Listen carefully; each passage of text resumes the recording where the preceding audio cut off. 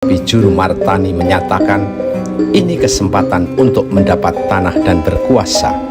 Ia meyakinkan kedua sahabatnya itu dengan sebuah taktik dan strategi. Singkat cerita, Ki Juru Martani, Ki Panjawi dan Ki Ageng Pemanahan mengambil sayembara itu. Ki Juru Martani mengusulkan agar putra Ki Ageng Pemanahan yang juga menjadi anak angkat Sultan Hadiwijoyo, yakni Danang Sutawijaya, ikut serta. Sebab Danang Sutawijaya berani, masih amat muda dan akan membuat Arya Penangsang tak memperhitungkannya.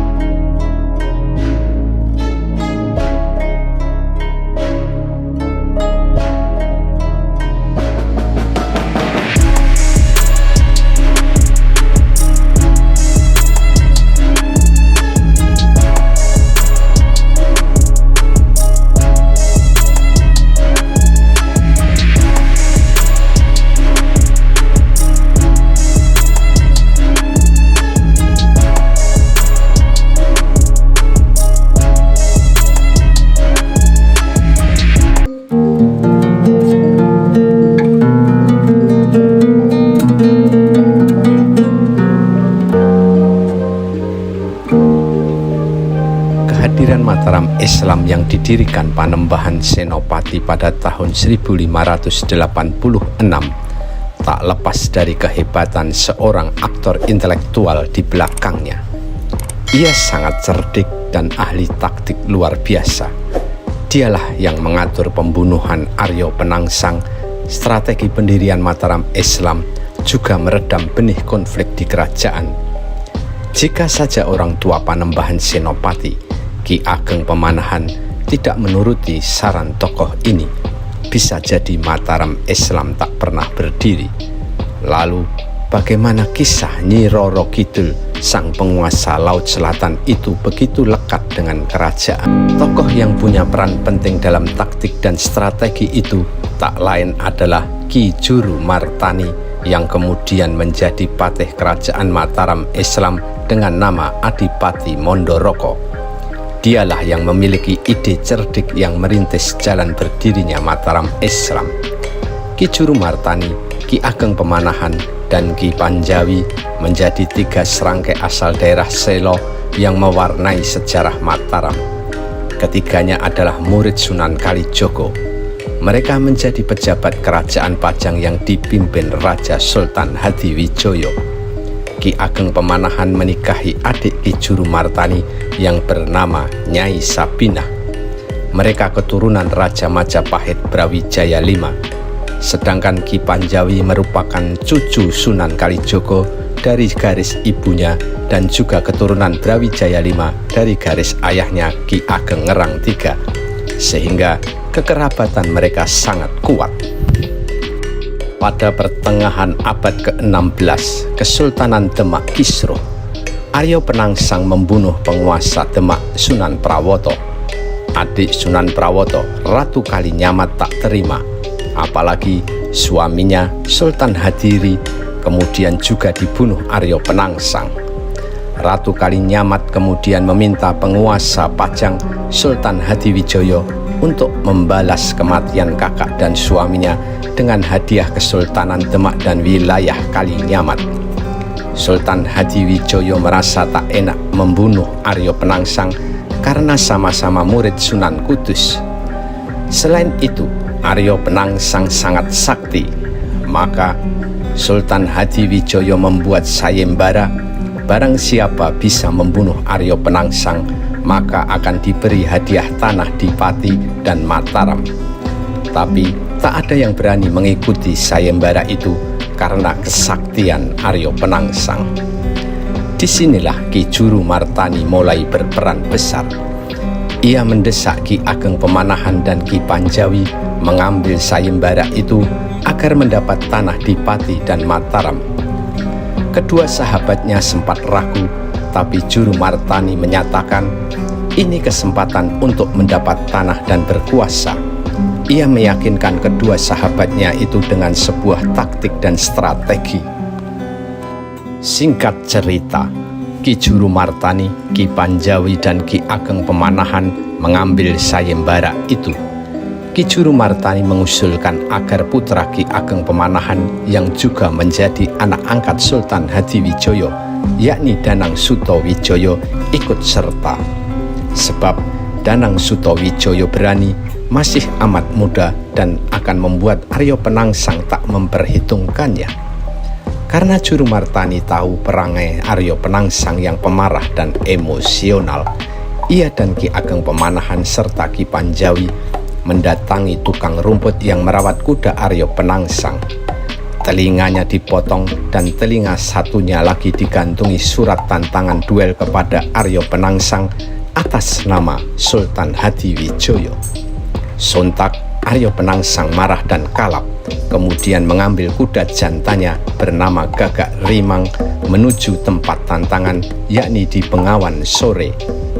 Ada pamali, siapapun yang menyeberang sungai lebih dulu maka akan kalah. Lalu Ki Juru Martani memprovokasi Arya Penangsang agar menyeberangi Bengawan Sore. Tak cukup dengan kata-kata, ia mengeluarkan kuda betina sehingga kuda Arya Penangsang yang jantan dan birahi tak terkendali dan membawanya menyeberang ke tepi barat Bengawan Sore. Saat itulah, seperti dikisahkan babat Tanah Jawi, Arya Penangsang dikeroyok pasukan Pajang.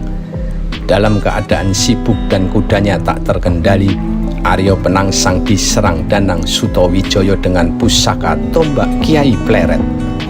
Terlalu menyepelekan kemampuan Danang Sutawijaya yang masih muda, Arya Penangsang terkena tombak Danang Sutawijaya. Singkatnya, Arya Penangsang kemudian tewas. Nah, di sini taktik cerdas Juru Martani muncul lagi. Ia menyarankan agar dalam laporan kepada Sultan Hadiwijaya yang berhasil membunuh Arya Penangsang adalah Ki Ageng Pemanahan dan Ki Panjawi. Sebab jika laporan jujur apa adanya bahwa yang membunuh Danang Sutawijaya, bisa jadi Sultan Hadiwijaya batal memberikan hadiah tanah Pati dan Mataram. Sebab Danang Sutawijaya menjadi anak angkatnya dan masih amat muda. Karena laporan itu, Sultan Hadiwijaya akhirnya memberikan tanah Pati kepada Ki Panjawi dan Mataram kepada Ki Ageng Pemanahan. Meski penyerahan Mataram sempat terlambat, Ki Ageng Pemanahan akhirnya mendapatkan haknya dan boyongan ke Mataram disertai Ki Juru Martani dan Danang Sutawijaya. Mereka akhirnya membabat tanah Mataram yang berupa hutan menjadi kadipaten dipimpin Ki Ageng Pemanahan dengan nama Ki Ageng Mataram. Pada tahun 1584, Ki Ageng Pemanahan tutup usia dan kadipaten Mataram dipimpin oleh anaknya Danang Sutawijaya dengan gelar Panembahan Senopati. Sedangkan Ki Juru Martani tetap menjadi patih dan penasihat, pengatur taktik dan strategi. Panembahan Senopati berambisi mengubah Kadipaten Mataram menjadi kerajaan. Langkah itu berarti pemberontakan terhadap Kesultanan Pajang. Ki Juru Martani tetap menjadi penasihat yang terus memberi saran-saran dalam upaya Panembahan Senopati mengubah Mataram menjadi kerajaan. Dalam sebuah percakapan seperti ditulis di babat Tanah Jawi, Panembahan Senopati mengatakan kepada Ki Juru Martani, "Paman, bagaimana ini sebaiknya? Saya selalu menurut. Saya ini kapal ibaratnya paman nahkodanya. Maka dalam upaya itulah ide, saran, taktik, dan strategi Juru Martani berperan besar. Meski dikisahkan babat Tanah Jawi bahwa Ki Juru Martani menyarankan agar Panembahan Senopati tetap menjaga kesopanan dan etika kepada Sultan Hadiwijoyo sebagai raja dan ayah angkatnya, namun Ki Juru Martani akhirnya tetap mendukung upayanya menjadi raja. Ki Juru Martani menyarankan Panembahan Senopati bertapa di pinggir Laut Selatan, sedangkan Ki Juru Martani sendiri bertapa di Gunung Merapi untuk mendapat kekuatan ilahi dalam mensukseskan Panembahan Senopati menjadi raja. Dari situlah muncul kisah atau legenda Nyi Roro Kidul.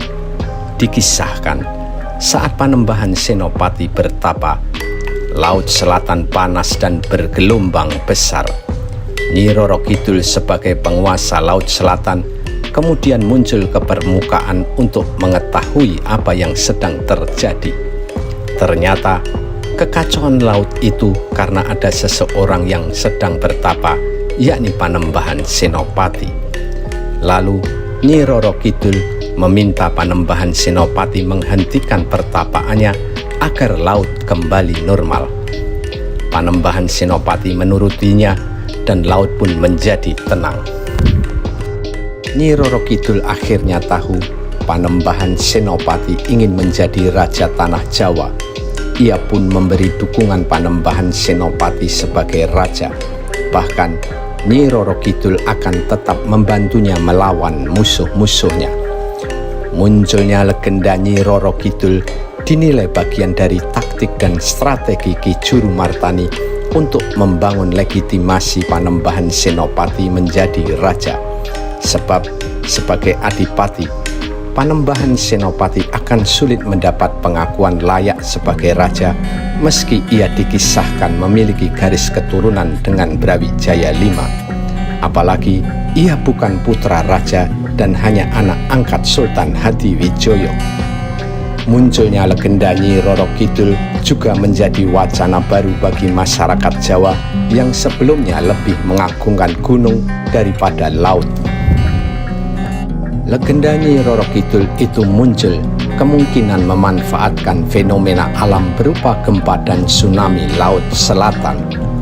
Menurut peneliti paleo tsunami dari Pusat Penelitian Geoteknologi Lembaga Ilmu Pengetahuan Indonesia atau LIPI, yakni Eko Yulianto, dari penelitian lapisan pasir terindikasi telah terjadi tsunami di Laut Selatan Jawa sekitar 400 tahun lalu. Menurutnya, itu bertepatan dengan masa-masa berdirinya Mataram Islam.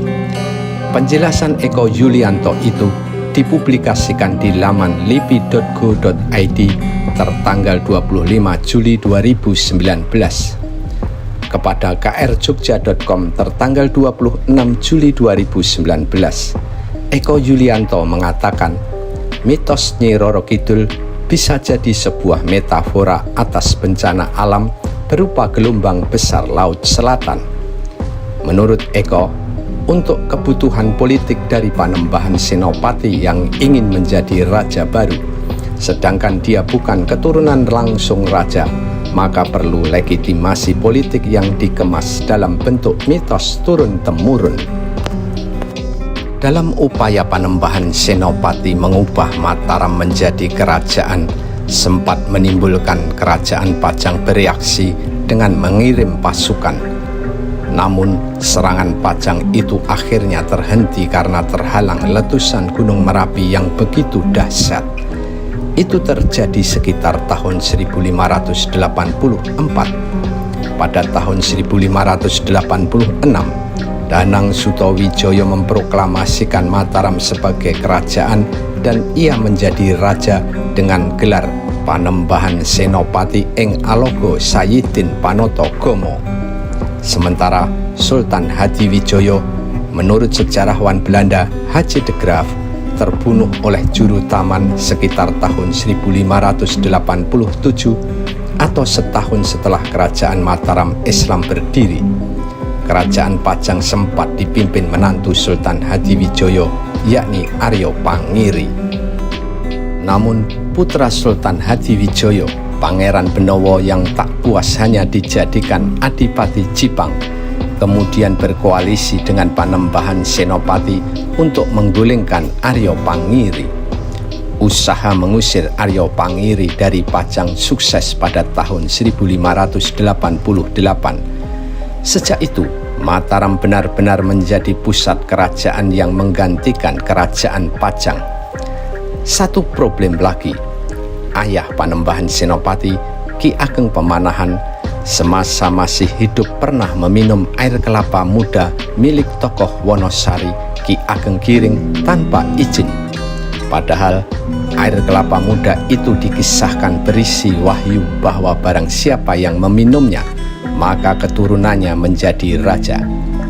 Karena yang meminum Ki Ageng Pemanahan, maka wahyu itu jadi jatuh ke keturunannya, bukan keturunan Ki Ageng Giring yang mendapatkan kelapa muda itu. Ki Ageng Giring sempat kecewa. Lalu ia meminta setelah 6 kali keturunan Ki Ageng Pemanahan menjadi raja, maka raja ketujuh adalah keturunan Ki Ageng Giring. Peristiwa kelapa muda itu dinilai bakal menjadi bibit konflik di Mataram. Sekali lagi, Ki Juru Martani yang menjadi patih Panembahan Senopati dengan gelar Adipati Mondoroko melakukan siasat meredam konflik. Ia mengusulkan agar putri Ki Ageng Giring, Roro Lembayung, dinikahkan dengan Panembahan Senopati.